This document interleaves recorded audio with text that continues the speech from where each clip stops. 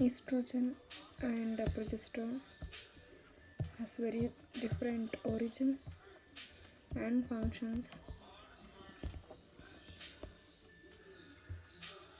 Let us take a follicle which has egg, around which there is granulosa cell, and they have thecal cell. Thecal cell will have LH receptors, under which thecal cell will produce androgen, which goes inside granulosa cell and become converted to estradiol under effect of aromatase. And then granulosa cell independently will have FSH and LH receptor, which produces estrogen. And then when these follicles become corpus luteum, they produce progesterone. Then they are sent to blood, estrogen and progesterone. In blood, 69% of estrogen is bound to sex hormone binding globulin, 30% is bound to albumin, just 1% is free. Whereas progesterone, 69% is bound to albumin, 30% is bound to cortisol binding globulin, and 1% is free. There is no binding of progesterone to sex hormone binding globulin.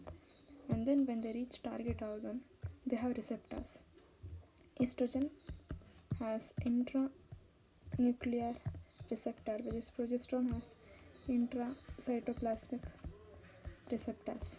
Estrogen upregulates progesterone receptors, and progesterone acts only on estrogen primed endometrium.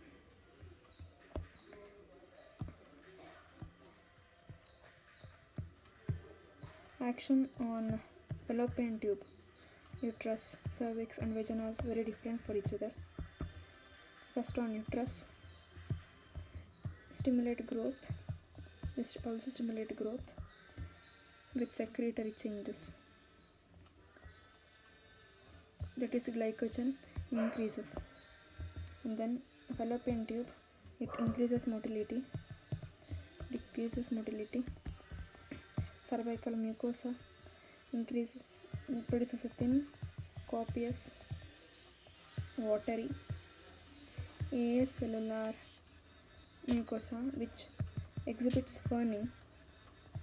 These are peri-ovulatory changes, whereas progesterone forms thick, scanty cellular mucosa. There is no firming, but there is stack phenomena.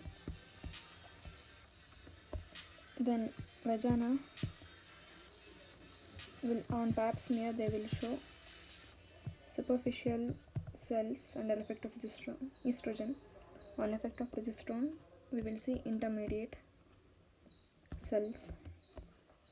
Cholesterol, estrogen is heart protective, that is increases HDL, decreases triglyceride, decreases LDL.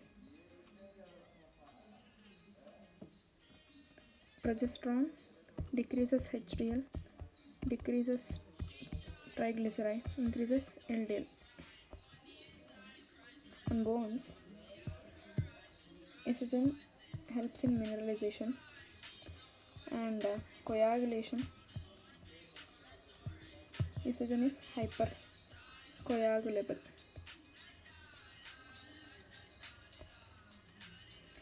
Now feedback of estrogen and progesterone is very different. When estrogen is high, estrogen is low, effect on FSH and LH. When estrogen is LH will be inhibited when estrogen is low. When estrogen is high, it will be stimulated. FSH will both at high and both high and low will be inhibited. Coming to progesterone at high concentration and low concentration. At high concentration, they will inhibit and LH. At low concentration, progesterone will stimulate both FSH and LH. All time they will inhibit GnRH.